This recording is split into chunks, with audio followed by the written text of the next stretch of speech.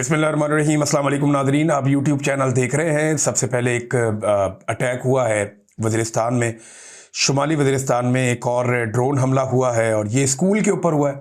अब इसकी जो तफसीलात हैं वो आ जाएगी। कुछ लोग ज़ख्मी हुए हैं, इनमें 1122 के लोग भी वहाँ करीब मौजूद थे, वो भी ज़ख्मी हुए हैं जो इतलात आ रही हैं। और उसके अलावा कुछ जो अमला है स्कूल का वो भी ज़ख्मी हुआ है। जो मुकम्मल तफसीलात आएंगी हम आपके साथ शेयर करेंगे।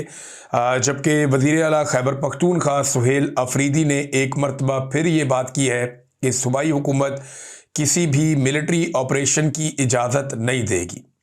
वो ये कहते हैं कि बंद कमरों के अंदर होने वाले फ़ैसले नुकसान पहुंचाते हैं और बंद कमरों में होने वाले फ़ैसले आगे बढ़ने का रास्ता नहीं है, बैठ के बात करनी पड़ेगी। यानी वो वही पुरानी बात है जो इमरान खान साहब भी कर रहे हैं कि तमाम स्टेक होल्डर्स को एतमाद में लिया जाए और उसके बाद फिर आप कोई ऑपरेशन की तरफ जाएं, तो वो ज़्यादा बेहतर तरीका है। बहरहाल यहाँ पे एक और ड्रोन हमला हुआ, एक और अफसोसनाक वाक़या। अब नादरीन, कल के दिन में अलीमा खानम जाएंगी दोबारा अपनी बहनों के साथ इमरान खान साहब से मुलाकात करने के लिए।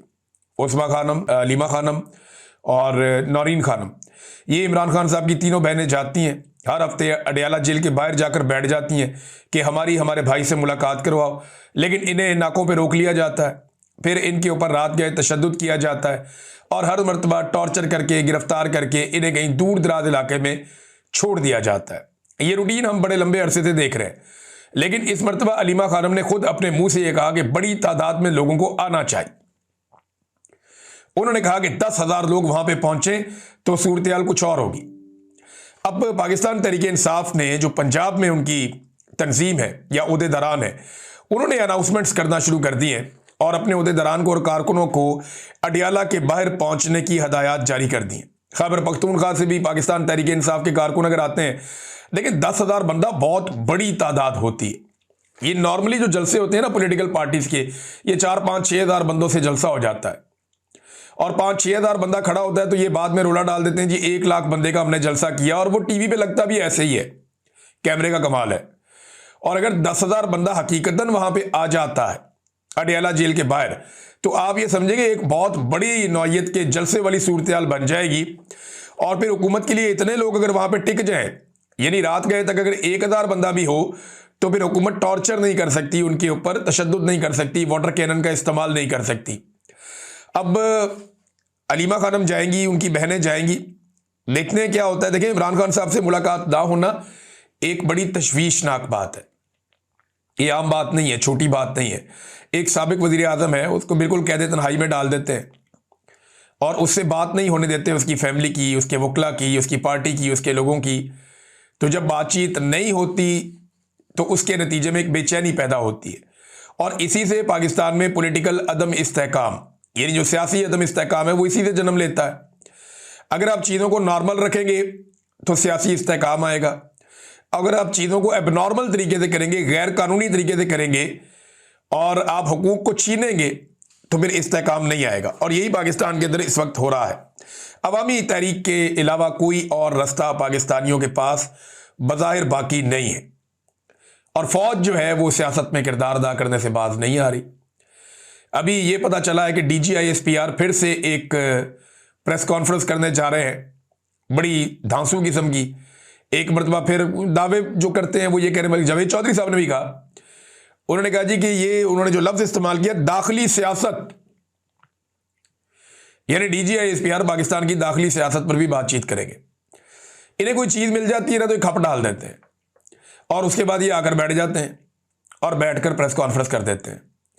तो अब ये आकर बैठेंगे, बैठ के प्रेस कॉन्फ्रेंस करेंगे और अवाम उस प्रेस कॉन्फ्रेंस का अगले 2-3 घंटे के अंदर पोस्टमार्टम कर देगी।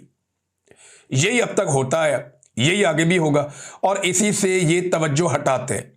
यानी एक अच्छा तरीका DGISPR ने ये पकड़ा हुआ है कि एक प्रेस कॉन्फ्रेंस करते हैं, सारी तनकीद का रुख अपनी तरफ मोड़ते हैं और असल जो इश्यूज हैं उनसे तवज्जो हट जाती। देखिए ना, पाकिस्तान में जो असल इश्यूज हैं वो क्या है? इमरान खान को गैर कानूनी तौर पर साबिक वज़ीर आज़म को अंदर डाला हुआ है और उसकी वजह से एक सियासी अदम इस्तेहकाम है और पाकिस्तान चल नहीं रहा इनसे। पाकिस्तान चलाने के लिए ये महंगाई करते जा रहे हैं, लोगों पे टैक्सेस लगाते जा रहे हैं, फिर भी पाकिस्तान इनसे नहीं चल रहा। इन्होंने टैक्सेस दुगने कर दिए, बिजली की कीमतें दुगनी कर दी, पेट्रोल की कीमतें दुगनी कर दी, हर चीज़ में ज़्यादा मुनाफा कमाने के बावजूद ये मुल्क को नहीं चला पा रहे। मुल्क इनसे चल नहीं रहा, गुर्बत की लकीर से नीचे आधा पाकिस्तान चला गया, ये मुल्क को चला ही नहीं पा रहे, मुल्क एक कदम आगे नहीं बढ़ रहा।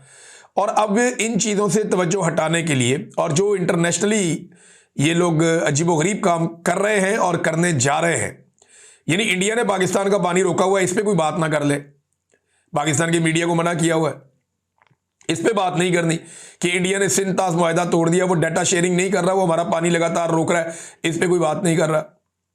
पाकिस्तानी फौज गजा जाएगी, क्यों जाएगी, किस मकसद के लिए जाएगी, और वहां जाके फलस्तीनियों को या हमास को गैर मुसल्लह करेगी या नहीं करेगी, इसके ऊपर कोई बात नहीं कर रहा। अभी मिडल ईस्ट के अंदर जो मुख्तलिफ ममालिक के बीच में एक टेंशन वाली सूरत हाल पैदा हुई यमन को लेकर, उसके ऊपर भी मीडिया को अलाउ नहीं किया जा रहा कि मीडिया उसके ऊपर बात करे। और जो वेनेजुएला में हुआ उसके ऊपर पाकिस्तानी हुकूमत को एक सख्त रद्देमल देना चाहिए था, जो माइक पोम्पियो ने स्टेटमेंट दिया उसके बाद, उस पर भी कोई बात नहीं कर रहा। तो जब आप प्लस माइनस करते हैं ना इन सारी चीज़ों को, तो ये तवज्जो हटाने के लिए एक आधी प्रेस कॉन्फ्रेंस डाल देते हैं, फिर वो प्रेस कॉन्फ्रेंस के अंदर सारी चीज़ें एक्सपोज होती हैं, तो फिर तवज्जो हटाने के लिए फिर कोई XYZ बंदा रीलॉन्च हो जाता है। जैसा कि प्रेस कॉन्फ्रेंस के बाद जब उसका पोस्टमार्टम होता है तो फैसल वाडा आ जाते हैं, ताहिर अशरफी आ जाते हैं, ऊन चौधरी आ जाते हैं, इस किस्म के कैरेक्टर्स मार्केट में आ जाते हैं, और बहुत ही काम खराब हो जाए तो पाकिस्तान तहरीक इंसाफ को छोड़ने वाले इमरान इस्माइल साहब वगैरह उनको भी ले आते हैं कि आ जाओ भाई रेस्क्यू करो अब आके। तो ये बार बार पंगा लेते हैं और बार बार फंस जाते हैं। फजल रहमान ने कहा था कि आप पंगा ना लें, उन्होंने कहा जी वो क्या होता है, उन्होंने कहा जब आप लेंगे ना तब आपको पता चलेगा कि ये पंगा होता क्या है। नादरीन, एस्टेब्लिशमेंट जो है ना वो बयानिए के ऊपर बड़ी हसास हो चुकी है। यानी हसास तो वो हो ना जिसको पता हो कि अब उसके पास कोई इज्जत बाकी है। एस्टेब्लिशमेंट ने अपने कपड़े उतार दिए, चौक में खान साहब ने रख के सबको बेनकाब कर दिया है। तो अब इस एस्टेब्लिशमेंट को इस बात की फिक्र करने की क्या जरूरत है कि लोग उनके बारे में क्या सोचते हैं। यानी थोड़ा अरसा पहले राणा सनाउल्लाह साहब ने एक बयान दिया था, और यह सच्चा बयान है, मैं इसका खुद भी गवाह हूं। राणा साहब ने कहा कि मुझ पर मुकदमा जनरल बाजवा की हदायत पर DG ANF ने बनवाया था। ये एंटी नारकोटिक फोर्स का जो DG था वो फौजी होता है, उसने मेरे ऊपर मुकदमा बनाया था और जनरल बाजवा की हदायत पर बनाया था। ये जनाब बड़ा क्लियर स्टेटमेंट दिया राणा सनाउल्लाह ने। बल्कि राणा सनाउल्लाह ने यह भी कहा था कि ये शिकवा भी मैंने जनरल बाजवा से किया था। अच्छा, मैं क्योंकि इस सारे मामले में राणा सनाउल्लाह के साथ खड़ा हुआ था कि यार ये ज्यादती है, ये ना करो, तो राणा सनाउल्लाह मेरा शुक्रिया अदा करने आए थे जेल से निकलने के बाद। तो मैंने उन्हें उस वक्त भी बताया था कि राणा साहब आपके मामले में हुकूमत का मसला नहीं है, मसला एस्टेब्लिशमेंट का है। और मैंने उनको यह भी बताया था कि हम मीडिया वालों के ऊपर दबाव हुकूमत ने नहीं डाला जब हमने आपका साथ दिया या आपके बारे में पॉजिटिव रिपोर्टिंग की। सिर्फ शहरयार अफरीदी, क्योंकि वो ANF के अंदर मिनिस्टर थे वहां पे, तो वो वहां पे काबू आए हुए थे। उनके अलावा ज्यादातर PTI के लोग कह रहे थे कि राणा सनाउल्लाह के साथ ज्यादती हो रही है, और हुकूमत ने आपके खिलाफ नहीं किया, क्योंकि हुकूमत ने हमारे ऊपर कोई रद्द-ए-अमल नहीं दिया हमारी रिपोर्टिंग के खिलाफ। हमें एस्टेब्लिशमेंट दबाव डालती रही है कि राणा सनाउल्लाह के मामले में आप इस खबर को ना दें या इससे बाहर रहें। ये मैंने राणा सनाउल्लाह साहब को अपने घर में बैठ के बताया था, और राणा सनाउल्लाह साहब ये जानते हैं कि उन पर मुकदमा किसने करवाया। अब हुआ यह कि राणा साहब ने जब ये कह दिया कि जनरल बाजवा ने मेरे पे मुकदमा करवाया था और हुकूमत का कोई काम नहीं था उसमें, जनरल बाजवा इसमें इन्वॉल्व था और DG ANF जो है उसको इस्तेमाल किया गया था। बाद में आपको याद होगा बैठ के DG ANF ने जाके हलफ उठा लिया जनरल बाजवा के सामने। कुछ लोग कहते हैं ये ताहिर अशरफी ने कहानी सुनाई है, लेकिन एक्चुअली वो जो हलफ वाला मामला है वो शहरयार अफरीदी के सामने वो मामला हुआ है, और शहरयार अफरीदी ने कहा जी मैं हलफ उठा लेता हूं इस बुनियाद के ऊपर, तो वो शहरयार अफरीदी भी इस्तेमाल हो गया। अच्छा, अब आप यहां पे आए कि थोड़े अरसा पहले इसमें, अब जब ये राणा सनाउल्लाह ने स्टेटमेंट दिया था, पहले ताहिर अशरफी साहब को मैदान में लाया गया। ताहिर अशरफी ने कहा कि जनाब मैं बैठा जनरल बाजवा के साथ, और मैंने उससे कहा, फैज़ हमीद भी बैठा था, जनरल बाजवा भी बैठा था, मैंने उससे कहा कि जनाब ये आप क्यों कर रहे हैं, ये आपने राणा सनाउल्लाह को क्यों पकड़ा और ये झूठा मुकदमा है। तो जनरल बाजवा ने कहा कि मेरे जर्नैल ने कसम खाई है, हलफ लिया है, हल्फन कहता है कि जनाब ये मुकदमा ठीक है।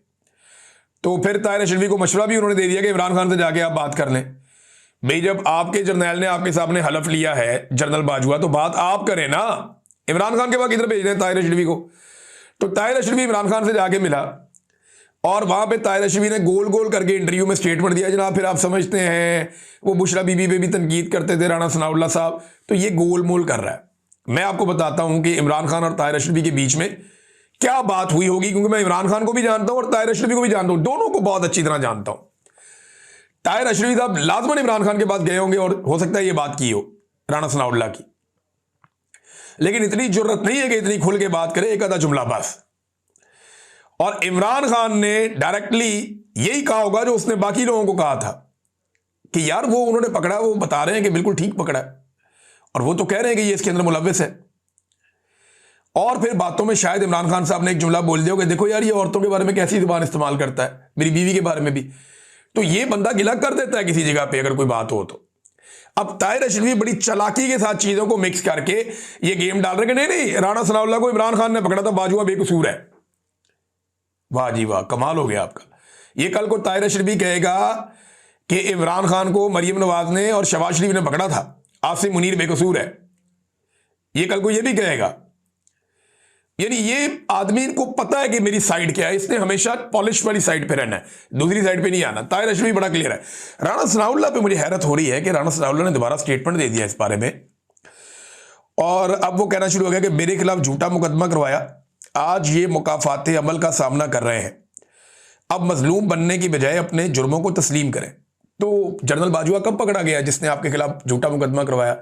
राणा साहब, जनरल बाजुआ तो मौजों में है, वो कभी यूरोप जाता है, कभी दुबई जाता है, कभी पाकिस्तान जाता है, एंजॉय कर रहा है अपनी लाइफ। तो जनरल बाजुआ तो लाइफ एंजॉय कर रहा है।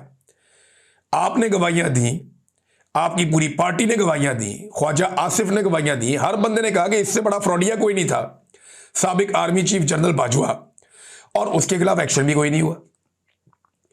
ये कौन सा मकाफाते अमल है जिसमें सियासतदान ही फंस जाता है हमेशा, जिसने किया ही कुछ नहीं, और जर्नैल इसमें हमेशा बच जाता है क्योंकि आने वाला जर्नैल उसको बचाता है और आने वाला सियासतदान पिछले सियासतदान को तुम देता है। ये राणा सनाउल्लाह साहब आवे का आवा बिगड़ा हुआ है। जब तक आप सेट नहीं होंगे ना, कल को मुझे आप लोग भी जेलों में नजर आ रहे हैं। यही जर्नैल उठा के, या इनके बाद आने वाले जर्नैल जो आजकल ब्रिगेडियर होंगे, कोई मेजर होगा, ये उठा के आप लोगों को फिर जेलों में डालेगा। ये मेरा क्लिप निकाल के सुन लेना आप लोग, क्योंकि आप लोग सीधे होने के लिए तैयार नहीं है, आप आज भी इस्तेमाल होते चले जा रहे हैं। नादरीन, इमरान खान की मकबूलियत से अब खौफ तो है ना। देखें, गाने के बाद वलीमा आ गया। मैंने आपको बताया था ना, वॉल्ड सिटी के अंदर एक प्रोग्राम हुआ म्यूजिक का, और उस प्रोग्राम के अंदर बहुत लोगों ने कहा जी नकदा कोका गा दो। वो बेचारा कवाल था फराज अहमद खान, उसने वो गा दिया, वो मुकदमा हो गया, वो बेचारा जमानतें कराता फिर रहा है। अब एक वलीमा हो रहा था, उस वलीमे के अंदर इमरान खान साहब की फोटो निकाली और लोगों ने उसके ऊपर नारे लगा दिए इमरान खान के, कैदी नंबर 804 के। जोश जज्बा आ गया, पुलिस ने जनाब बंदे गिरफ्तार कर लिए। पुलिस ने 7 बंदे गिरफ्तार कर लिए। रिपोर्ट ये आ रही है जनाब के, क्योंकि वहां पे लोगों में जोश पैदा हो गया था, लोग गर्म हो गए थे। भाई लोगों को बिल्कुल ठंडा ही रहना चाहिए अब, क्योंकि जो जहां पे थोड़ा सा भी गर्म हो गए उसके अंदर सियासी जज्बात आएंगे। ये मार्शल लॉ का दौर ना, डिक्टेटरशिप का, उठा के उसको सीधा जेल के अंदर बंद। यहां से आप अंदाजा करें, बाहर हर खंबे के ऊपर फोटोगर्दी हो रही है। जिधर दिल किया मरियम नवाज का फोटो लगा दिया, आसिम मुनीर का फोटो लगा दिया, शहबाज शरीफ का फोटो लगा दिया, नवाज शरीफ का फोटो चिपका दिया। इन्होंने लगा लगा के बाहर फोटोगर्दी करके तबाही फेर दी है। और वो चादर और चार दीवारी के अंदर अगर कोई इमरान खान का फोटो उठाए तो वहां से भी 7-7 बंदे उठा के ले जाते हैं। ये इस वक्त इनकी सूरत हाल है। अब नादरीन, तहरीक तहफ़्फ़ुज़ आईन पाकिस्तान ने एक बड़ा फैसला किया है। जो इतला आई है उसके मुताबिक वो लाहौर का दौरा करने जा रहे हैं। अब ये लाहौर का दौरा करने जा रहे हैं, 4 जगह पे इनका इस्तकबाल होगा, लेकिन ये जीटी रोड से जाएंगे, ये मोटरवे से नहीं जाएंगे। जीटी रोड में अभी तक जो तय हुआ है, वैसे तो ये अगर मोमेंटम पकड़ गया तो हर जगह पे उनका इस्तकबाल होगा, लेकिन अभी तक जो तय हुआ है वो गुजरात, गुजरावाला, शादरा और लाहौर, यहां पे इस्तकबाल किया जाएगा तहरीक तहफ़्फ़ुज़ आईन पाकिस्तान की लीडरशिप का। और इसके बाद ये दाता दरबार भी जाएंगे, मीनार पाकिस्तान भी जाएंगे, अल्लामा इकबाल के मज़ार पे जाएंगे। 3 दिन ये लाहौर में रहेंगे, मुख्तलिफ तकरीबात में शिरकत करेंगे, पंजाब असम्बली भी जाएंगे, प्रेस क्लब भी जाएंगे। तो डिफरेंट इनके इवेंट्स हैं और बड़े इवेंट्स हैं। और 3 दिन के अंदर ये दोबारा से लाहौर में मोमेंटम बनाने की कोशिश करेंगे। तो एक पॉलिटिकल माहौल खुल सकता है अगर इस किस्म की एक्टिविटीज़ हों तो। सुहेल अफरीदी साहब ने वकला से खिताब किया है और ये इम्पॉर्टेंट खिताब है। यहाँ उन्होंने कुछ वकला को गैरत दिलाने की काफ़ी कोशिश की इस्लामाबाद में। उन्होंने कहा जी इमरान खान हम सबकी जंग लड़ रहा है, हमें मुत्तहिद होना होगा, हमने इस जबर के खिलाफ खड़े होना है। आज अगर किसी का 1% भी ज़मीर बचा है तो वो 26वीं और 27वीं आईनी तरमीम के खिलाफ खड़ा होगा। फिर सुहेल अफरीदी ने कहा जी कि खैबर पख्तूनख्वा की तमाम सियासी जमातों ने मुतफ़िका तौर पर फैसला किया कि मिलिट्री ऑपरेशन नहीं होना चाहिए, लेकिन अब मिलिट्री ऑपरेशन की तैयारी हो रही है। ये बदमाशी है, बंदूक की नोक पर बदमाशी होती है। हम अवाम की हिफाजत करेंगे, ये भी सुहेल अफरीदी ने कहा। फिर उन्होंने कहा वकला पर बहुत बड़ी जिम्मेदारी है। वकला अगर आज खड़े ना हुए तो फिर आने वाली नस्लें हम पर और आप पर थूकेंगी। वकला को खड़ा होना होगा। सुहेल अफरीदी ने वकला को बहुत गैरत दिलाने की कोशिश की है, लेकिन वकला की तहरीकें पाकिस्तान में जब जब चली हैं, जो बड़ी तहरीकें हैं जिनकी मैं बात कर रहा हूँ, उनके पीछे एस्टेब्लिशमेंट और सियासी जमातों का पैसा, यानी एस्टेब्लिशमेंट वकला के पीछे खड़ी होती है और सियासी जमातें अपना बहुत पैसा इस्तेमाल करती हैं, तो फिर वकला तहरीक चलती है। पाकिस्तान में वकला की कोई एक भी ऐसी तहरीक मुझे को बड़ी जो पूरे मुल्क में चली हो ऐसी मुझे याद नहीं है जिसमें सियासी जमातों का बड़े पैमाने पर पैसा इन्वॉल्व ना हो या खुद से कोई वकीलों ने चला दी हो। लेकिन अब वक्त आ गया है, पाकिस्तान को फैसला करना पड़ेगा, वकीलों को भी फैसला करना पड़ेगा। नाज़रीन, एक प्रोपेगेंडा पाकिस्तान में रोज़ाना की बुनियाद पे होता है कि पीटीआई बहुत गालम गलोच करती है, ये सोशल मीडिया बहुत गालम गलोच करता है, ये हम पे बहुत तनकीद करते हैं, ये हमें बहुत जलील करते हैं। मैं ना अब आपके सामने एक चीज़ रखने जा रहा हूँ, ये हो क्या रहा है। देखिए, होता ये था कि पहले सिर्फ अखबार और टीवी होता था। इसमें ना एक तरफा ट्रैफिक है। आप वापस जवाब नहीं दे सकते, आप मैसेज नहीं कर सकते, आप पैगाम नहीं दे सकते, आप वापस कुछ भी नहीं कर सकते। वो जो कह रहे हैं वही आपको सुनना पड़ेगा। तब आप सिर्फ सुनने वाले होते थे, आप बोलने वाले नहीं होते थे। तब आपकी अपनी कोई राय नहीं होती थी, आप सिर्फ राय को सुनने वाले होते थे। पसंद आए ना आए वो आप तक पहुंचती थी। ये जितने भी बड़े बड़े एंकर्स हैं, सहाफ़ी हैं, ये वन साइडेड कॉलम लिख देते थे, खबर लिख देते थे, टीवी पे तज्जिया कर देते थे, आप उसको सुन लेते थे, आप वापस जवाब नहीं दे पाते थे क्योंकि मीडिया पे इनका कंट्रोल था। ये जितने भी बड़े बड़े सियासतदान हैं, ये नंगी तस्वीरें फेंकते थे, इनकी मर्जी थी, क्योंकि अलीट है ना, पॉलिटिकल अलीट थी, एस्टेब्लिशमेंट पॉलिटिकल अलीट, जो दिल करता था ये करते थे।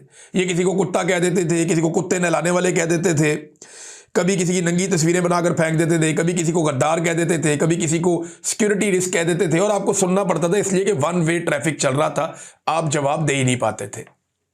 तो इसलिए सब कुछ ठीक चल रहा था और इन्होंने घटिया तरीन गंदी गालियां तरीन दी इन्होंने। यानी इतनी बदबूदार और गटर सियासत और सहाफत कभी नहीं हुई जो माजी में होती रही है। फिर एक वक्त आया कि पाकिस्तान में सोशल मीडिया आ गया। अब गरीब आदमी के पास भी अपना चैनल था, पीटीवी के मुकाबले में, जियो के मुकाबले में, ARY के मुकाबले में। गरीब आदमी ने वापस जवाब देना शुरू किया। पाकिस्तान के एक आम से नौजवान ने उठकर सवाल उठाना शुरू किया, उसने अपने एंगल से चीजों को देखना शुरू किया और मिडिल क्लास जो है वो पाकिस्तान का बयानिया बनाना शुरू हो गई। इन सबको आग लग गई कि गाली देने का एनओसी तो हमारे पास है, चोर और डाकू कहने का एनओसी तो हमारे पास है, नंगी तस्वीरें फेंकने का एनओसी तो हमारे पास है, लोगों के ऊपर कीचड़ उछालने का एनओसी तो हमारे पास है, किसी के करैक्टर पे सवाल उठाने का एनओसी तो हमारे पास है। ये लोग कहां से आगे जो हमसे ही सवाल कर रहे हैं? ये सारा काम तो हमने करना था हमेशा। ये नीचे से ये गरीब लोग, गरीब गुरबा, कीड़े मकोड़े, ये कैसे सवाल कर सकते हैं? ये है वो तकलीफ जिसे ये गालम गलोच कहते हैं। लोग इतनी गाली देते नहीं जितना लोगों को ये बदनाम करते हैं। लोग दलील के साथ बात सामने रखते हैं। मैं ये देखता हूं बहुत थोड़े से अकाउंट हैं, चंद 10% होंगे जो गंदी गाली देते हैं, बदतमीजी करते हैं, और उनमें से मैं आपको बताऊं ज्यादातर अकाउंट नून लीग के हैं। नून लीग की सियासत के अंदर गाली को अप्रिशिएट किया जाता है। आप देखें ना, गंदी और घटिया गालियां देने वाले, माओ बहनों को जलील और रुसवा करने वाले शरीफ खानदान के पहलू में आपको हमेशा नजर आते हैं अक्सर, और मरियम नवाज उन सबको फॉलो भी करती हैं और ये बहुत पसंद करते हैं गाली देने वाले शख्स को। मैं शरीफ खानदान की बात कर रहा हूं, पूरी पार्टी की बात नहीं कर रहा। इसमें इज्जतदार लोग भी हैं, मैं उनको बाहर रखता हूं। तो शरीफ खानदान गालम गलोच को बहुत अप्रिशिएट करता है। वो अपने पहलू में ऐसे लोगों को खड़ा करना पसंद करते हैं जो जितने ज्यादा बदजबान हो वो उतना ज्यादा उनकी लीडरशिप के करीब हो जाता है। और इस फार्मूले पे बहुत सारे लोग आपने देखे बड़ी बड़ी सीटों पे पहुंच भी गए। तो जनाब मामला ये है कि पीटीआई के लोग या आम पाकिस्तानी गालम गलोच नहीं करते, वो तो सवाल पूछते हैं कि ये चोरी है, इसका जवाब दो, ये मामला इसका जवाब दो, तो ये कहते हैं गालम गलोच हो रही है। एक्चुअली इनको आदत नहीं है, इन्हें आदत पड़ी हुई थी कि हम कहेंगे लोग सुनेंगे। पहली दफा लोग कह रहे हैं, इनको सुनना पड़ रहा है, तो इनको मुसीबत पड़ गई है। ये है नादरीन मामला, इस पर घबराने की जरूरत नहीं है। तुन के रखो इन्हों, ऐसी तैसी इनकी, इनसे सवाल भी करे, इनसे जवाब भी मांगे, इन्हें देना पड़ेगा। ईमान मज़ारी इसकी एक मिसाल है, उनके शौहर हादी अली चट्ठा।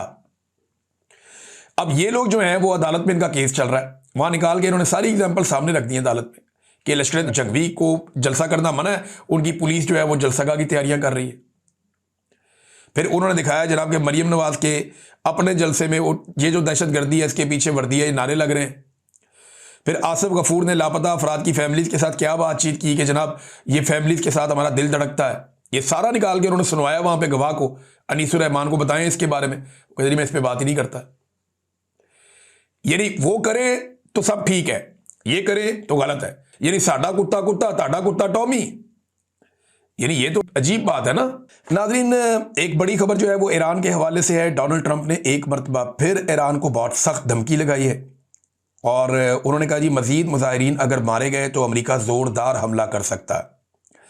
देखिए ये ईरान का अंदरूनी मामला है, हलाकतें ज़्यादा से ज़्यादा भी हो गई तो चंद दर्जन होगी, लेकिन अगर अमेरिका ने एक बड़ा हमला कर दिया तो सैकड़ों हज़ारों मारे जाएंगे।